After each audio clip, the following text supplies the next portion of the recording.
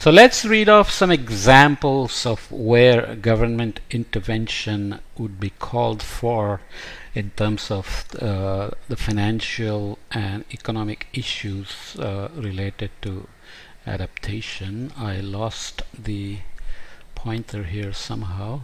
Here we are. Okay. In what cases is government intervention warranted? I started this discussion in the last podcast and stopped, so let's start again. Investments in adaptation are similar to other investments in that firms, individuals, and governments make to maximize profits and utility. It's then possible to apply standard economic analysis to study adaptation to climate change.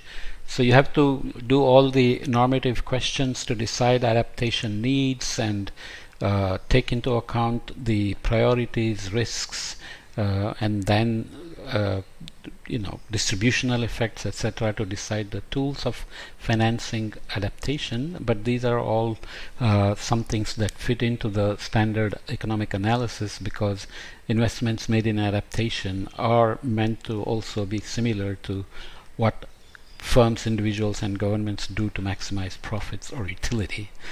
In perfectly competitive markets, complete structure of property rights, atomistic participants, complete information, and no transaction costs are guaranteed. Individuals and firms are expected to adapt efficiently. But we should remember that a perfectly competitive market is purely hypothetical, but these hypothetical constructs do provide a useful benchmark to develop a theory of government intervention for adaptation policies as well as other government policies. With competitive markets, profit maximizing firms change the mix of inputs, technology, and/or output in response to climate change, given the price of inputs and outputs. So they have a total factor output kind of calculation to see how to adjust these. For example, farmers change the amount of water they use, irrigation technologies, and the crops they grow. Often they take risks and pay for it without knowing what will happen, because you are making a choice at the beginning of the monsoon and you don't know how the monsoon distribution will look. Consumers change their consumption bundle. For example, warming leads to higher demand for air conditioning. All these adjustments are adaptation to climate change that do not need government intervention, a concept sometimes called autonomous adaptation. So people are doing as a reaction to what's happening outside.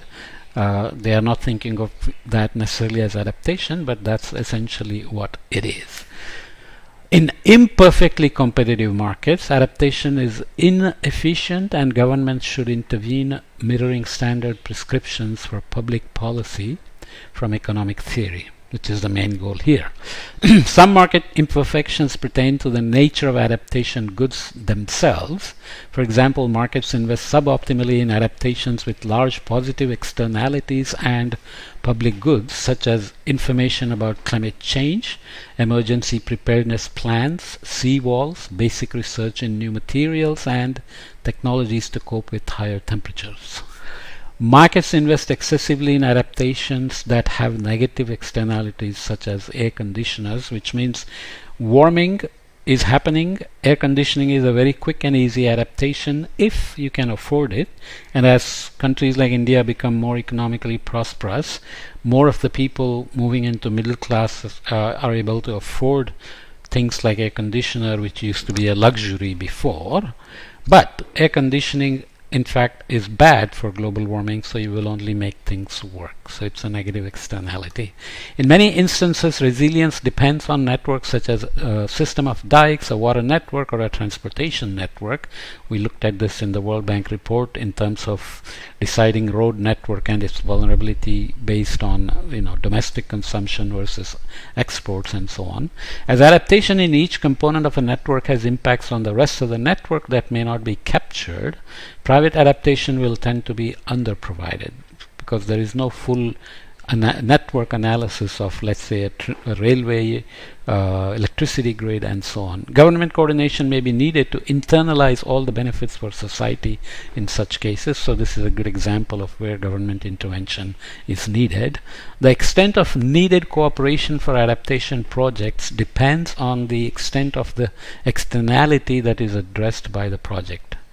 You plan for something, and then you are protecting against externalities, which are things you don't plan for, you don't have direct you don't think has direct relevance, like Arabian Sea warming will increase extremes of rainfall. So you are adapting to extremes of rainfall, and then there is this external factor. So building a more resilient stormwater drainage system may only require cooperation at the city level. You don't need the global coordination to reduce warming of the Arabian Sea in that case, which is not easy anyways. The central so if risks from sea level rise are localized, each locality may invest in its own system of protection. As we said before, this may also depend on the cost-benefit analysis. The central government can provide adaptations with local effects, but that would be equivalent to a transfer of wealth between regions when projects are financed from national resources. So if you protect Mumbai against sea level, you are obviously taking that resource from somewhere else for some other adaptation. So you are basically transferring wealth. As risks grow in scope and complexity, cooperation might be needed at the national or even international level, for example, to manage floods in transnational rivers. So Pakistan gets flooded, Northwest India gets flooded, and it's the same change in rain system related to Arabian Sea warming that's creating these, and it would be foolish not to cooperate to reduce the vulnerability of the entire region to the same system. Is it possible? Of course not. Geopolitical tensions, lack of trust, and other barriers always get in the way. In general, the optimal distribution of responsibilities across levels of government also depends on existing allocation of responsibilities. Okay? Other market imperfections affect the broad functioning of the economy and make adaptation to climate change inefficient. For example, a poor business environment and inefficient credit markets hamper opportunities for farmers to invest in new capital to grow crops that are more suitable to the new climate. So how to provide assistance and incentivization to keep farmers adapting to changing climate in terms of crop selections is not very trivial. Moral hazard may cause insufficient investment in adaptation if consumers, firms, and local government expect central governments to provide relief. To avoid moral hazard, governments can implement regulations that minimize risk-taking. Examples include zoning that prohibits constructions in the flood zones, building codes, mandatory evacuations during cyclones, and mandatory insurance, which is not always enforceable or many times has to be enforced, like the health insurance in US continues to be a nightmare issue, a so-called wicked problem. A similar issue applies to governments expecting post-disaster relief from the donor community. In some cases, it can be more cost-effective for donors to support ex-ante investment to reduce risks. Okay, so just to avoid moral hazard in that sense.